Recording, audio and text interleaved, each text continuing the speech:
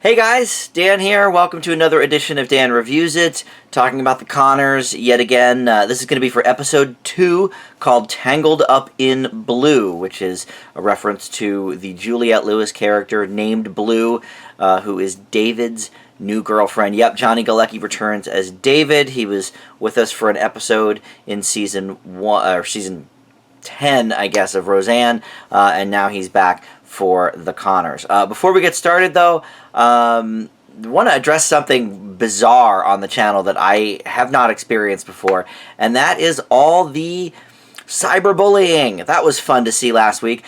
So we're at like 11,000 views and counting for my episode 1 review, Keep on Truckin', which I've never had on the channel before. I think the highest I've gotten is in the 4,000 or 5,000 range, and that was actually when David returned last year in Roseanne.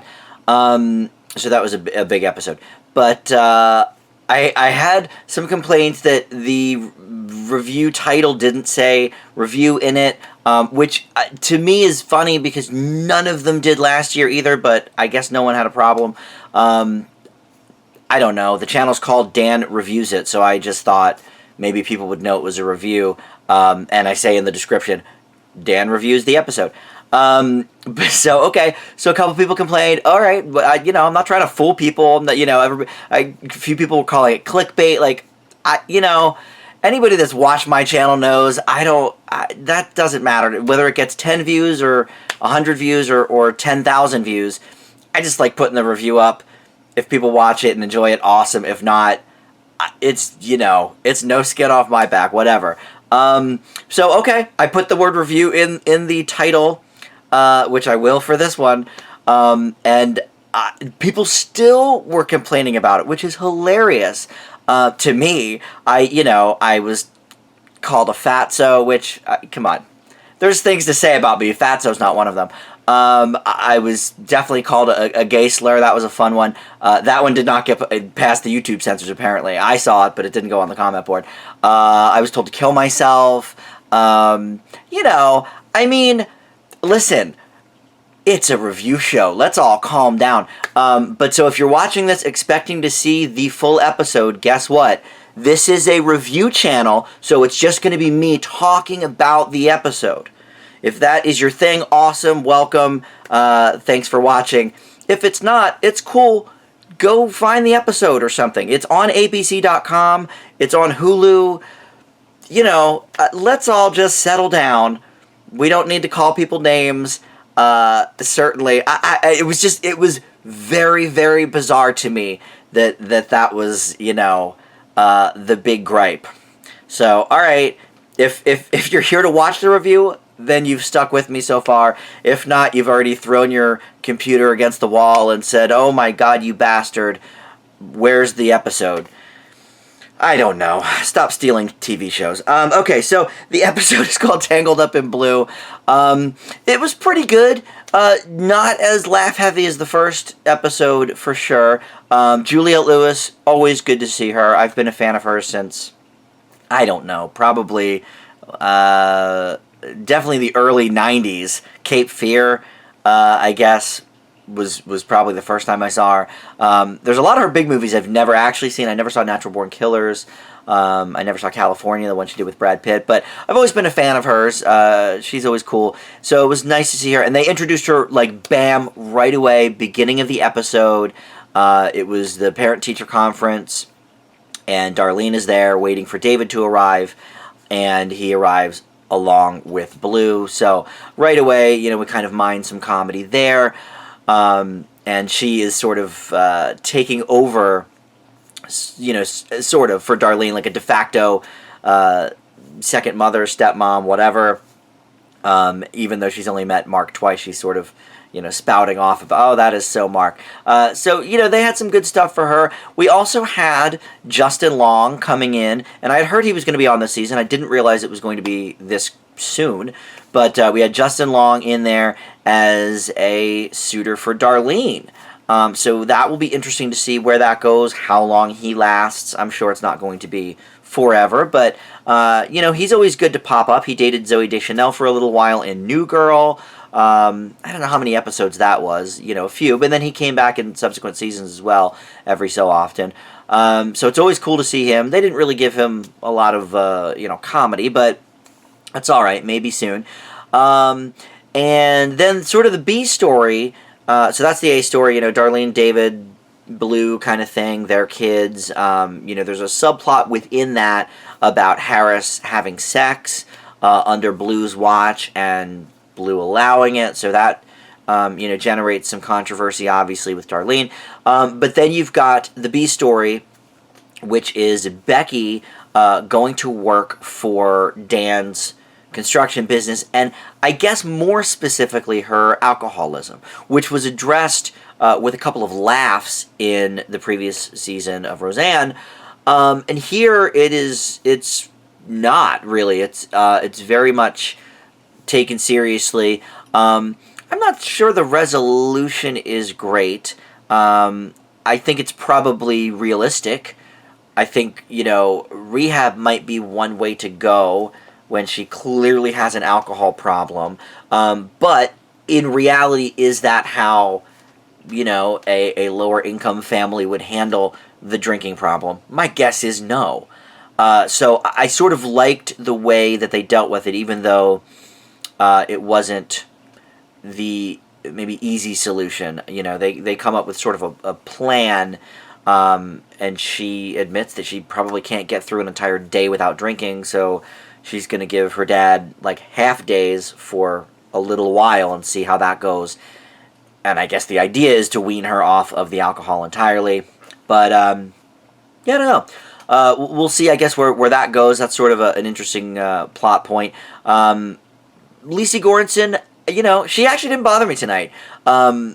She wasn't trying her hand too much at the comedy because of that subplot, but she did have a couple of lines that were meant for laughs when they were at the bar with her, Darlene, and Aunt Jackie. So, I like my Lisa Goranson in sort of small doses, and I think here they gave her an appropriate subplot. Michael Fishman, again, not really in it so much. His new wife, his wife Gina, played by the new actress, and I mentioned her name last time. What is her? Maya Lynn Robinson plays Gina. She gets maybe really just a few lines, but man, she does a good old zinger with David. So that was good. I'm glad the writers are writing something for her, because she is new. She's integrated into the family because she's married to DJ, but the character is basically new. We saw her from afar over Skype in season 10 of Roseanne, and then of course we saw the character, as a young girl years and years ago, but now played by 3 different actresses. So I'm glad they're at least giving her a little bit of something.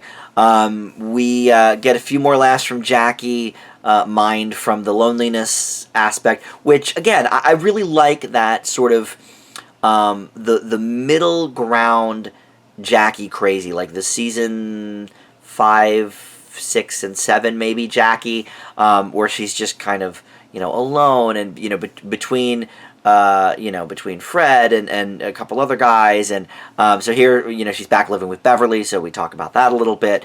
No appearance from Bev in the episode, but, I wouldn't expect that. She is in her 90s, and I think it'll be great to see her whenever she does pop up.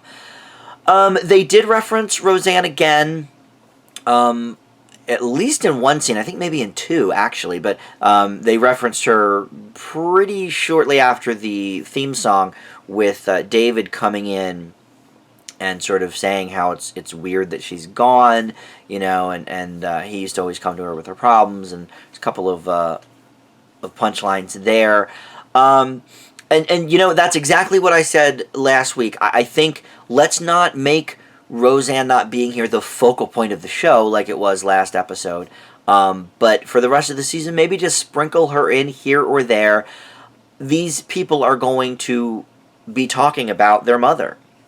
It's inevitable. So I think it's great that they're sort of just throwing a reference here or there.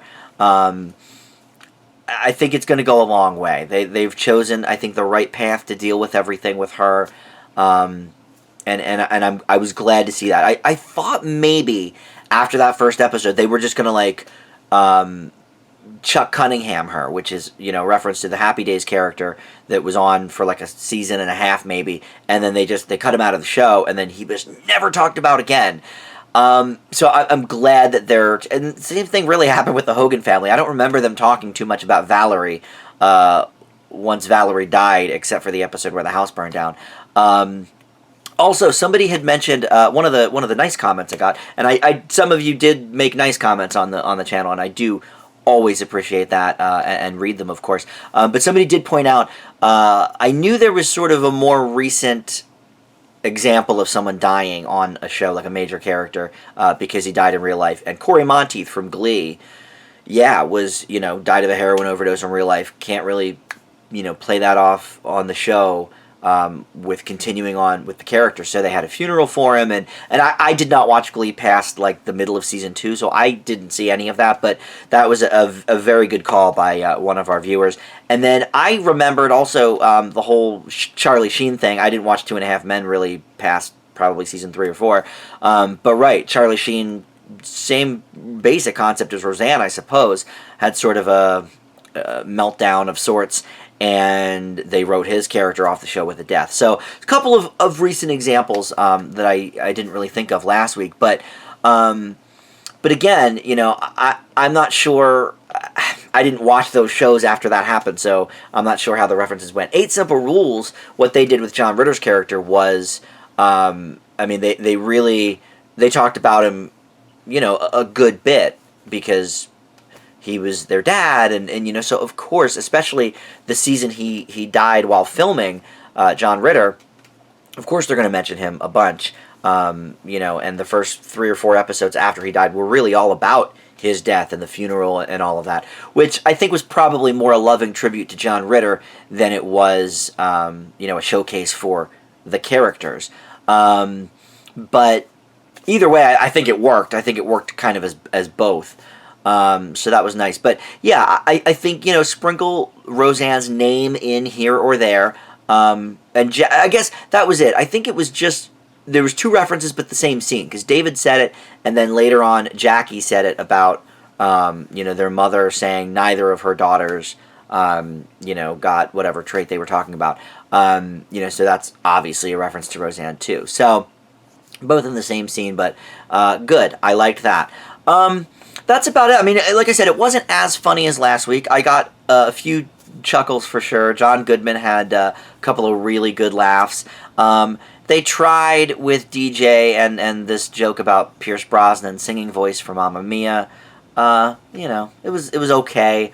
The intro where the baby daddy brings his current girlfriend to parent-teacher conference day, that's been done before as well, so I can't give them too many points for originality on that. But, look, sitcoms have been around for 65 years or whatever. You're not going to, get original content every single time, so obviously, okay, plots will be a little bit recycled from show to show. It just depends on what the writers do with it. And I think the Juliette Lewis character, again, it's a character we've seen before, the hippie, earthy kind of gal, that is wreaking havoc on the normal lives of, her loved ones or whatever.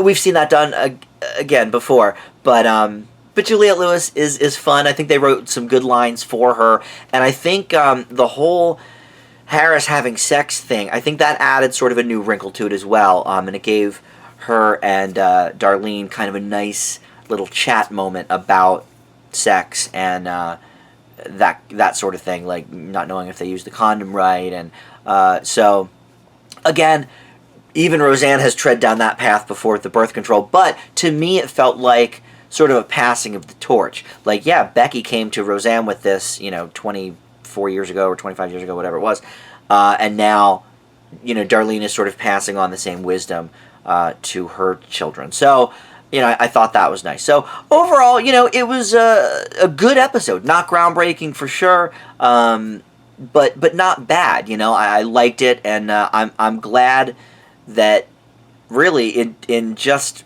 short order, they have seemed to find the footing and the pacing of the show without Roseanne Barr around. So, yeah. So I'll give this episode a B. Very much looking forward to seeing what else the season holds, seeing if Juliette Lewis sticks around. My guess is probably not, because I don't think Johnny Galecki is going to stick around that much, as he is under contract to Big Bang Theory. It will be interesting, though. I just this second realized this. It will be interesting to see next year when Big Bang Theory is off the air, if they do a season 2 of The Connors.